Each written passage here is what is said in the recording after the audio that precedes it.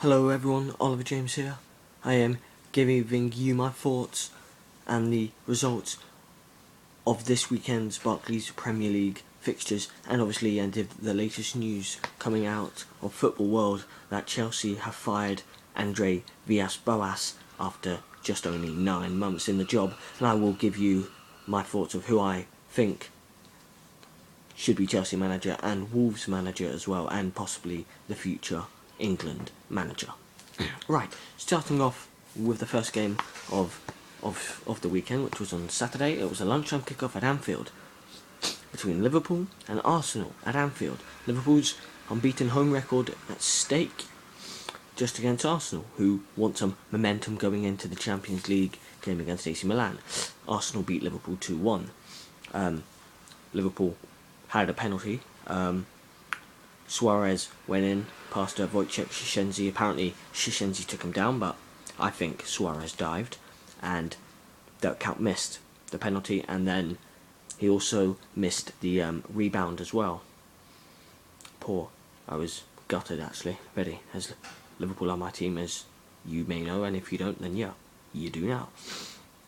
4 minutes later, Jordan Henderson, a great run down near the right, played it in. Poor positioning from Lodon Koscielny, and he slices the ball into his own net. 1-0 Liverpool. And then from then onwards, I thought Liverpool were probably going to dominate, and then out of nothing, Bakary Sagna played an absolute unreal cross, and Van Persie heads it in, beats Jamie Carragher, who I think still has it, but nobody else would obviously think that. Suarez and Dirk did both hit the post for Liverpool, who have now hit it a record 21 times this season, more times than anyone this season. Second is Man City with 16, so if Liverpool had converted all of those chances, we would probably be up there now in 4th or 5th, something, not 7th. And then Alex Song played a great ball, and Van Persie's finish was unreal. No keeper in the world could have saved it. Reina is considered one of the best keepers in the world. He couldn't have saved it. No keeper could have. Not even Cech, De Gea, Valdez, Casillas, etc. Joe Hart, not even him. No one. Good win. 2 good goals. If Arsenal didn't have Van Persie, they would be screwed, so they're technically a one-man team. If Liverpool had Gerrard, I think Liverpool may have played better. I can't guarantee or say Liverpool would have won, but I know Liverpool would have played better. And Gerrard probably would have converted and did the penalty. But that's my eyes. Yeah, he missed a penalty in the penalty shootout. Everyone misses a penalty, especially Gerrard. He misses one, he picks himself up, and that was his first penalty miss in nearly over 2 years. And now everyone is saying, oh, Liverpool are out of 4th spot. No, they're not. They're only 10 points off 4th. Liverpool have still got 12 games to go. That's a possible 36 points. So, if Liverpool win every game now, that's us 36 points. I doubt Arsenal, Chelsea and Newcastle will win every single game. So, I think Liverpool can finish 4th, but we are guaranteed European football no matter where we finish. But Liverpool are not out of it yet. Well, it may seem hard, but not yet. I don't think so. Then on to the second match. Blackburn Rovers versus Aston Villa. It ended all square at 1-1. It was a pretty boring game. Aston Villa took the lead through a great goal from Charles Zogbia. Villa virtually dominated, and then David Dunn out of nowhere just produced a good header. Then he ran over to his manager to show some support to him when he scored, and they ended 1-1. I think that they have been treating Steve Keane absolutely poorly, to be honest with you. It is harsh. All these fans saying, oh, we want Keane out, all this, blah, blah, blah. He saved you from relegation. If he saves him again, guaranteed the Venkies will get rid of him. It's harsh how they have treated him. It is disrespectful. He has tried every single day to save the club, and that is what he is doing. Third match, Manchester City Bolton. Manchester City win 2-0. A weird own goal really from Greta Steinson. A shot.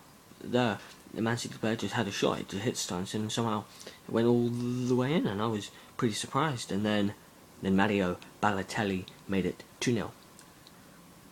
For a team with probably players over worth probably 400, 500 million. They played shocking. For a team again like Bolton, second from bottom, it shouldn't really matter where they are.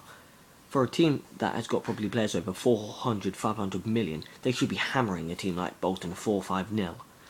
Especially at home, not just 2-0. One of them's an own goal and one is Mario Balotelli. When they get Tevez back, you will see a difference. They will start playing better than they have done and did before. And to see the fourth match. Queen's Park Rangers, Everton, 1-1. Royston Drenthe, what a signing. Yeah, he scores another absolute pile driver. Again, he is turning into a great signing. He really, really is. He's a brilliant lone player. And then QPR equalised through their record signing. I think he is Bobby Zamora. He's a good signing, and Fulham have got a better end of replacement, which we will talk about later on. So yeah, that ended 1-1. I don't think QPR have yet to win under Mark Hughes in the Premier League, and they sacked Warnock, who had actually won, but I think Mark Hughes will do better. I think QPR will do better when Djibril Cissé returns from his 3-match ban next week. So yeah, it's disrespectful, to be honest with you, that they sacked Warnock and Mark Hughes has not even done any better. On to the fifth. Stoke against Norwich. Stoke 1-1-0. A great goal from Matty Everington. That's actually all I have to say, because the game was so dull, so boring. It's time like Stoke and have to play so bad in my life to make the game so boring. Oh. I could have fallen asleep. This game, the sixth game from the DW Stadium. This game was a bit more exciting. Wigan 0, Swansea 2. 2 goals from Gylfi Sigurdsson. They were both classic goals. His first one, which came out to me, just cutting on his right foot, bends it top corner past Ali Al-Habsi's second goal was a free kick. For a right footer, you would think he would just curl it over the wall and into the top right hand corner. No, he put it past the wall into the top left hand corner. 2 great goals. Swansea do not deserve enough to go down this season. They have done exceptional under Brendan Rodgers. 7th game, West Brom, Chelsea. West Brom win 1-0. Gareth McAuley's goal in the 82nd minute. West Brom fired a ball across the face of the goal, and McAuley just put it in. That condemned Andre Boas's last game, as he was sacked the following day after 9 months. I think it could be Mourinho, it could be Benitez. I doubt Pep Guardiola. I don't think they will offer it to him and Roberto Di Matteo, even if he does well. And Abramovich is just throwing away all this cash. It is absolutely stupid. But he wants enough to do it. Whoever you think or you want to be Chelsea manager, Wolves manager or England manager, just obviously say in the comments section below. Thank you. 8th game was obviously proving to be a dirty game. Newcastle Sunderland. Sunderland finished the game with 9 men. Newcastle surprisingly finished with 11. Ended 1-1. They took the lead, Sunderland did, via Nicholas Benton a penalty, and then Stéphane Sessegnon was shown a straight red for a tackle. Pretty sure it was a straight red for I think a bad tackle. And then, Demba Ba missed a penalty, and then Shola Amiobi rescued them again. And then at full time, Lee Cattermole gets himself shown a straight red card. He is showing these referees disrespect. Even though referees, they do make stupid enough decisions. It's not their fault. They are trying so hard. They make the decisions which they think are right. Yeah, I am critical to referees. I know that. I know that. But I wouldn't just walk up to a referee at full time and just start swearing in his face, and then I get a straight red card to them. Then I'll probably moan about it, saying, "Oh, why did I do it? Don't know." Shut up. 9th game, Craven Cottage, Fulham 5, Wolves 0. Now, their new striker, on loan from Stuttgart, I'm sure he's on loan, Pavel Pogramniak, hard one to pronounce. He scores a hat-trick. He's had 5 shots, and he scored 5 goals in his career, not in that match, in his career. For a striker, that's poor for a striker, but in some ways it's good that he scored every shot, but I mean, for a striker, you should be having probably 3-4 shots a game. But he's done well. And then the other 2 goals were scored by Clint Dempsey, who is doing well. That's his 12th or 13th goal of the season to date. Final game, White Hart Lane.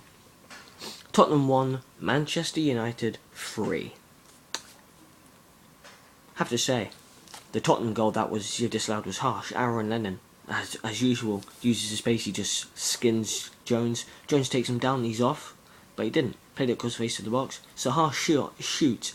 It hits Adebayo on the chest, then on the arm. He didn't intentionally play it on the arm, then he backheeled it in. If that had hit a Man U player on the arm, it would not have been a penalty. Like a defender, it would not have been a penalty.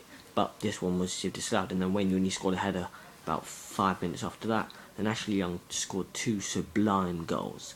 Absolute stunning goals. So, Manchester City stay top of the Barclays Premier League. Man City closely follow. After Wolves' 5-0 defeat, they go into the bottom 3. Blackburn go out of it on goal difference. Wolves are in the relegation zone along with Wigan and Bolton. So yeah, managerless Chelsea have to try and build now, especially against Birmingham, with Roberto Di Matteo. And I'm Oliver James. Thank you for watching. Peace out.